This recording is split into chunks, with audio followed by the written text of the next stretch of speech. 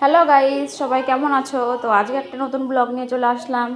যা গরম পড়েছে, এই গরমে তো আমাদের আচার খেতেই হবে। আর যেহেতু আমাদের বাড়িতে আম গাছের কোনো অভাব নেই, আমের পুরো ছড়াছড়ি, তো আমার মা এসছে যেহেতু, তাই মাকে দিয়ে আচার বানিয়ে নেব। তো চলো তোমাদেরকে দেখাই যে আমার মা কীভাবে আচার বানায়।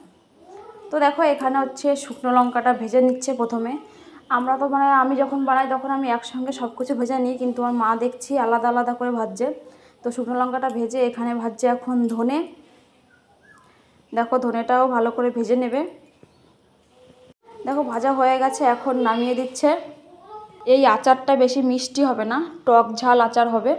তো মাকে বলেছি মিষ্টি আচার আমি খাবো না, তুমি একটু টক ঝাল করে দাও, মানে একটু ঝাল ঝাল টক টক। তো সেই টাইপের আচার হবে। আর আমার তো আচার খেতে খুব ভালো লাগে, তোমাদের কাদের কাদের ভালো লাগে অবশ্যই জানিও। দেখো, এখন হচ্ছে জিরেটা ভালো করে ভেজে নিচ্ছে। সত্যি যা গরম পড়েছে, এই গরমে দুপুরে ভাত খাওয়ার সময় যদি পাতে একটু এরকম আচার থাকে তাহলে সত্যি খাওয়াটা পুরো জমে যাবে। তো যেহেতু আমি সেরকম ভালো আচার বানাতে পারি না, তার জন্য আর কি মাকে বললাম যে তুমি একটু আচার বানিয়ে দিয়ে যাও। তো দেখো, এখন মৌরিটা ভেজে নিল, আর এখন ভেজে নিচ্ছে হচ্ছে সর্ষে।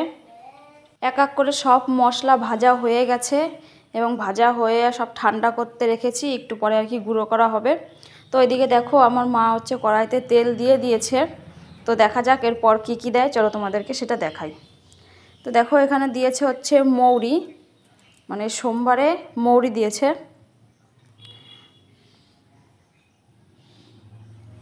দেখো, বেশি করে একটু মৌরি দিতে হবে। তারপরে এখন দিয়ে দেবে হচ্ছে শুকনো লঙ্কা। মৌরিটা আর শুকনো লঙ্কাটা একটু লাল লাল করে ভেজে নিতে হবে। তো এই দেখো, আমার মা লাল লাল করে একটু ভেজে নিচ্ছে।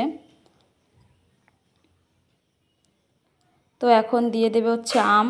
তো এই দেখো, আমটাও দিয়ে দিল। আর আমরা হচ্ছে আমটা কি বলতো, ছোকলা শুদ্ধই কেটেছি। কেটে তোমার একবেলা হচ্ছে রোদে শুকিয়েছিলাম। এখন ভালো করে আমটাকে ভেজে নিতে হবে নেড়ে চেড়ে। আর এই দেখো, এখানে গুঁড়ো মশলাটা করা হয়ে গেছে। এখন দিয়ে দিল হচ্ছে লবণ।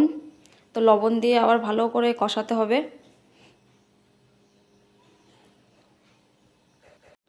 আমরা এই আচারটা পুরোটা চিনি দিয়ে বানাবো, এখানে কোনো গুড় দেব না।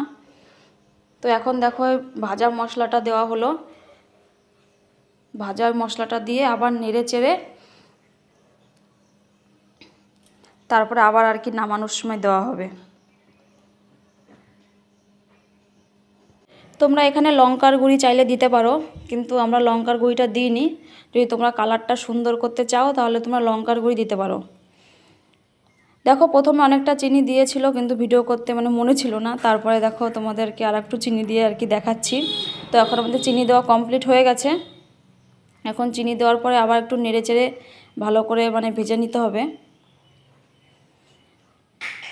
এই দেখো, এখন দিয়ে দিচ্ছে হচ্ছে সেই ভেজে রাখা মশলার গুঁড়োটা দিয়ে দিচ্ছে। মশলাটা দিয়ে আবার হচ্ছে নেড়ে চেড়ে তারপরে আর কি নামিয়ে দেওয়া হবে। এটা কি বলতো, একটু শুকনো শুকনো টাইপের হবে। তোমার হচ্ছে রোদ দিয়ে দিয়ে রাখতে হবে। আর এখন যেহেতু এরকম আছে, যখন আর কি কাচের বয়মে ভরে রাখা হবে তখন অনেক দিন থাকতে থাকতে আর কি এই আমটা পুরো মজে যাবে। আর তখন মজে গেলে তখন দারুণ লাগবে। তো দেখো, আমি ভয়েস দিচ্ছি, আমার এখন এই আচার খেতে ইচ্ছা করছে, এত সুন্দর হয়েছে দেখো।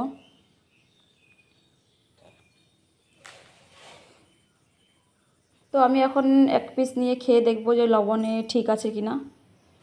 তো সত্যি দারুণ টেস্ট হয়েছে, কি বলবো।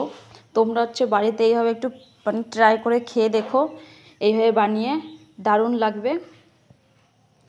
একটু বেশি মিষ্টিও না, একটু ঝাল ঝাল টক টক, দারুণ টেস্ট হয়েছে। তো দেখো, আমার মা এখন আচারটা নামিয়ে নিচ্ছে। সত্যি দারুণ হয়েছে আচারটা। আমরা তো এর আগে অন্যভাবে বানিয়ে খেয়েছি, কিন্তু এইভাবে খাইনি। তো তোমরা এইভাবে খেয়ে দেখবে, সত্যি ভীষণ ভালো হয়েছে। তোমরা প্লিজ বাড়িতে বানিয়ে খেয়ে দেখো, দারুণ হয়েছে। দেখো কত সুন্দর দেখতেও লাগছে। তো যাই হোক, এদেরকে আর কি মানে দিয়েছিলাম, এরা ভাত খাচ্ছিল, তো বললাম দেখো একটু আচার দিয়ে খেয়ে দেখো কেমন হয়েছে। তো এরা তো খেয়ে বলছে দারুণ হয়েছে, ভালো হয়েছে। তো আমার ভিডিওটা তোমাদের কেমন লাগলো অবশ্যই জানিও কমেন্টে। আর আমার চ্যানেলটা সবাই সাবস্ক্রাইব করে দিও, কারণ যেহেতু আমি নতুন ইউটিউব চ্যানেল খুলেছি।